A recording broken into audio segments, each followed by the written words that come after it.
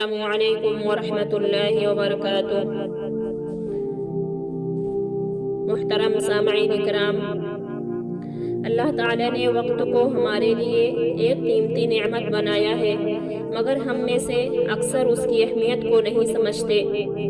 آئیں دیکھتے ہیں کہ قرآن اور حدیث وقت کے بارے میں کیا فرماتے ہیں۔ قرآن مجید میں ارشاد ہے، والعصر ان الانسان لفی خسر الا الذین آمنوا وعملوا الصالحات وتواصوا بالحق وتواصوا بالصبر۔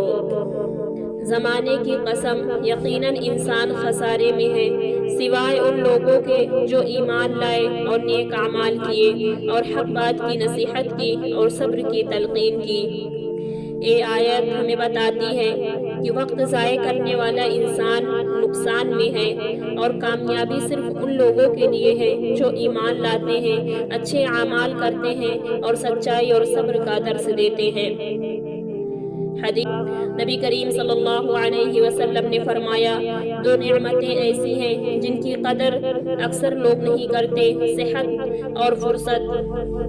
یہ حدیث ہمیں یاد دلاتی ہے کہ صحت اور وقت دونوں اللہ کی نعمتیں ہیں، اور ان کا صحیح استعمال ہی کامیابی کی کنجی ہے۔ آئیے ہم سب اپنے وقت کی قدر کریں، اپنے دن کی منصوبہ بندی کریں اور اسے اللہ کی عبادت، علم حاصل کرنے اور نیک اعمال میں گزاریں۔ اللہم اجعلنا من الذین یقدرون الوقت وعبادتنه فی طاعتک وعبادتک۔